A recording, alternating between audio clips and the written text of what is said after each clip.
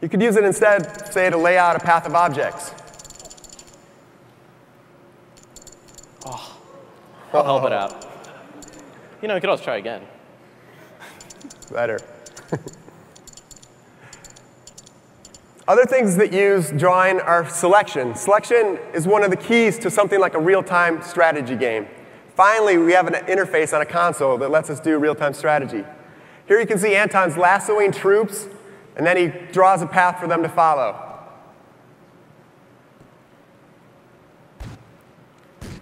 You can imagine using this for other kinds of games, like football. You could draw out the route for a wide receiver to follow.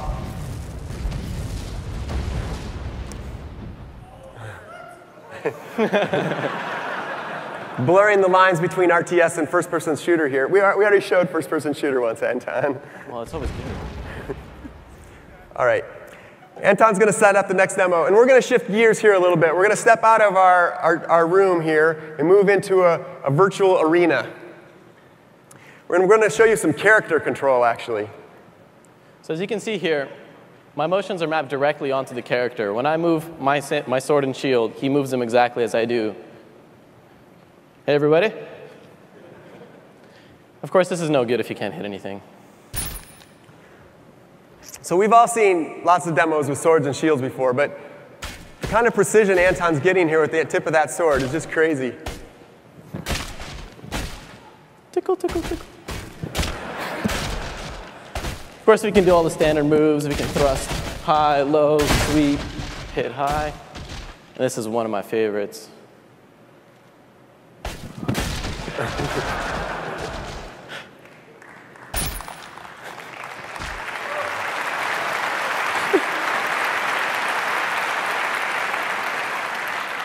How many years of kendo was that?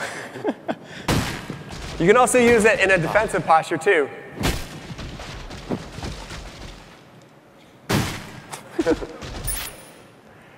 Now this is a little bit different. Now we've shown you, you can see one-to-one Anton's hands moving, and the virtual hands move exactly as he does. You can point and throw, no problem. You could reach around an enemy that's coming at you. He's doing behind the back. You can really do anything you want with this. Let's see here. Ooh. Now we're going to finish off with everyone's favorite in our lab's interface here, the archery mechanic. He reaches behind his back, pulls out an arrow, and knocks it.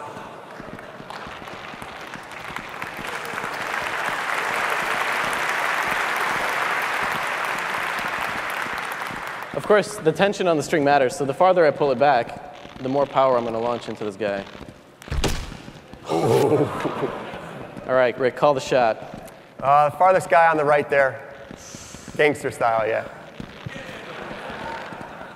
Oof. Steady. Let me see if I can. Oh. Nice.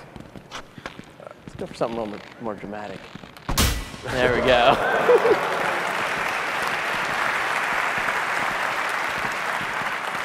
All right, last shot, last shot. All right. If you can't see here, Anton's actually dropping down to one knee, Robin Hood style, to finish this last shot. Ooh. Camera has no problems tracking him when he does that. All right. Well, I hope these real-time tech demos sparked your imagination. It certainly sparked the imagination of our development community. We're looking forward to sharing more about the motion controller with you in the near future. Thank you, everyone. Thank you.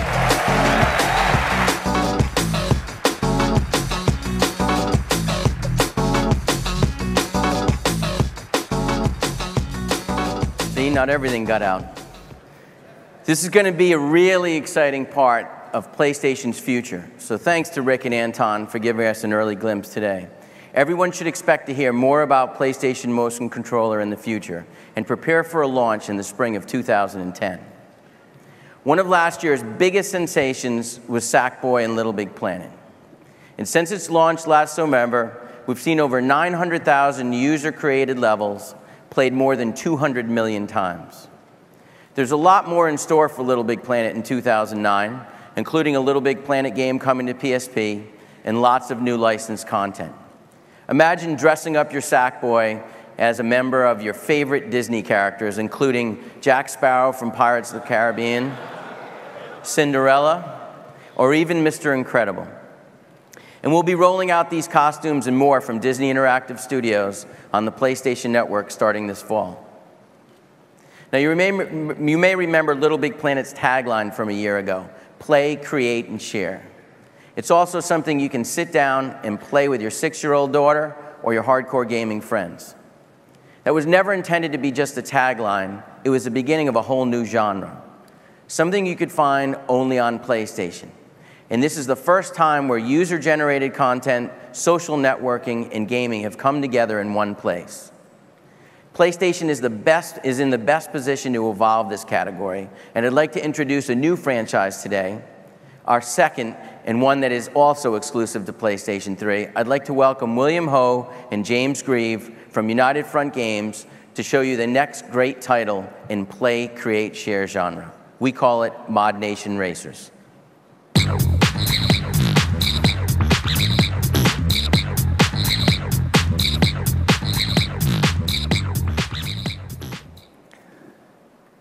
2 years ago, when we first heard the phrase play, create, share, it inspired me, us, and I'm sure most of you as well.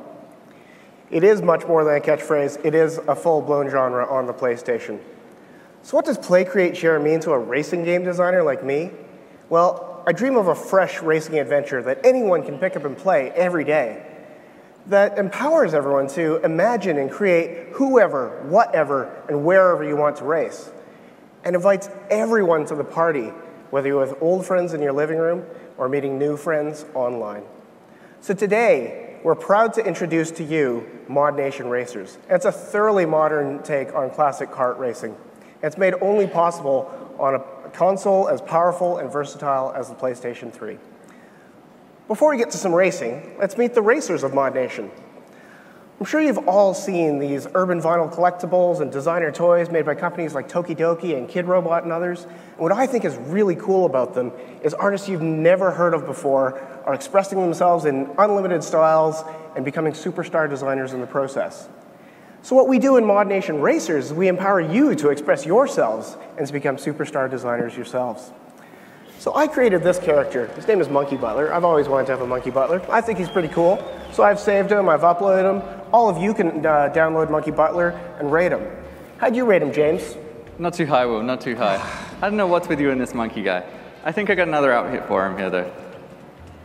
I think that's a little better. That's cruel. So what kind of mod would you want to be, smart guy? Let's take a look. Let's see what we got. This guy's pretty cool. I don't know, though. He's not for me, though. I think I'm going to go with this guy. Yeah. Okay, he's pretty cool, but you're going to put him in my pink dune buggy, which I think's all right. You know, pink is the new brown. You got to like it. This guy needs a real race car, man. I'm sure we've got something better for him in here. Still a little pink, I think. Maybe we'll go with this guy. All right, that's a nice ride, James. I respect that.